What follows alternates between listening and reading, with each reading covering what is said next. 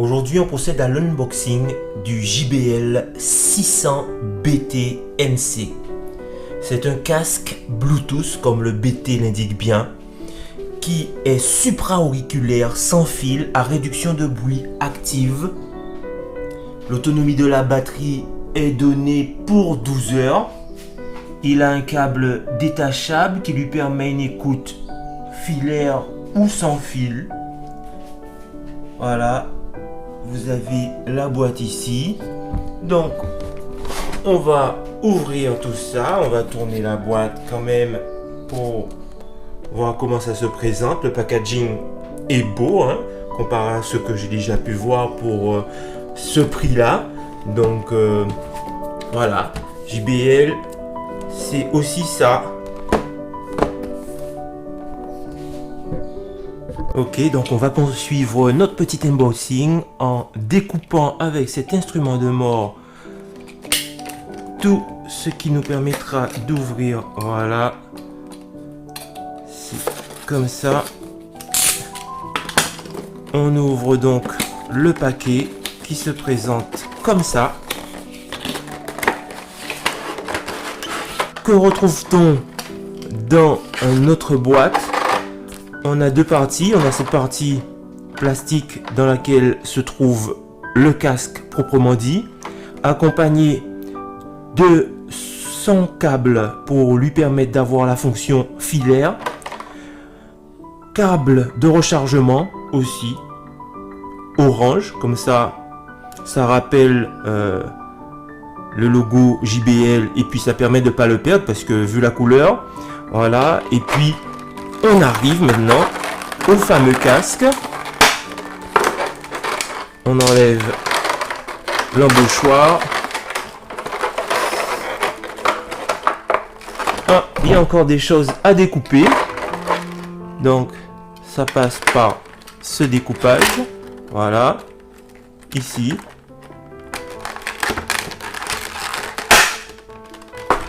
Super. La sécurité est liée. Donc, qu'est-ce qu'on constate? C'est un casque supra-auriculaire. Ça veut dire quoi que le casque soit supra-auriculaire? C'est qu'il est posé sur les oreilles. Il n'englobe pas les oreilles. Alors, il y a des gens qui n'aiment pas parce qu'en fait, ça semble presser les oreilles.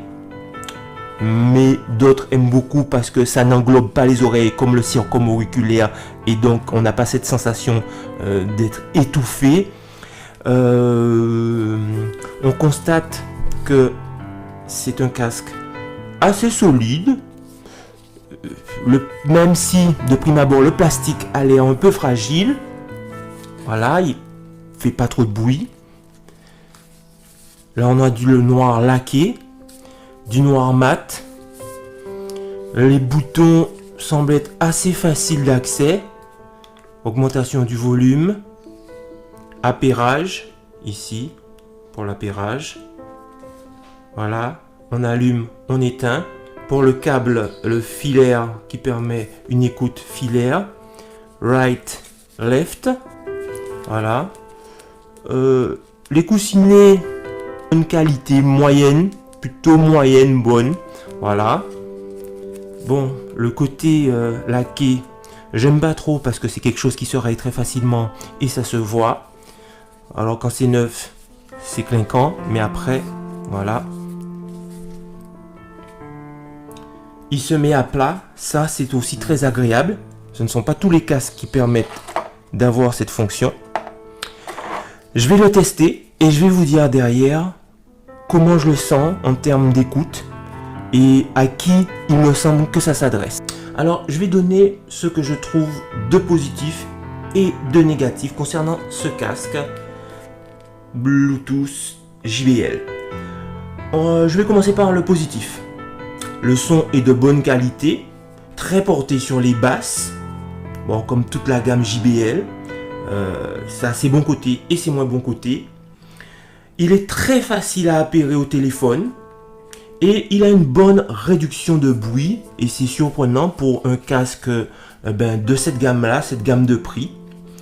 Ça, ce sont les côtés positifs. Donc, son de bonne qualité, facile à appairer et puis une bonne réduction de bruit. Pour ce qui est du négatif, Il me semble, après l'avoir essayé, un peu fragile. Le plastique est de qualité moyenne. Il me manque, effectivement, à chaque fois je le dis, mais c'est dans cette gamme de prix, une pochette de rangement. Il n'y a pas de pochette de rangement, donc pour moi, je range ça dans les points négatifs.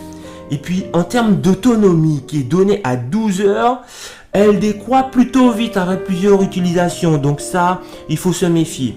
Voilà, donc ça, c'est un point pour moi aussi qui est négatif. Et en conclusion, je dirais que il est dans la moyenne et un bon rapport qualité-prix. C'est un casque qui est donné pour 60 € sur Internet et 80 € dans les boutiques de Guadeloupe. Ce n'est clairement pas un casque pour les audiophiles. Si vous êtes audiophile, que vous voulez de la précision dans tous les spectres, vous passez votre chemin. C'est pas ce casque qu'il vous faut. Mais pour une utilisation quotidienne, il fait le taf.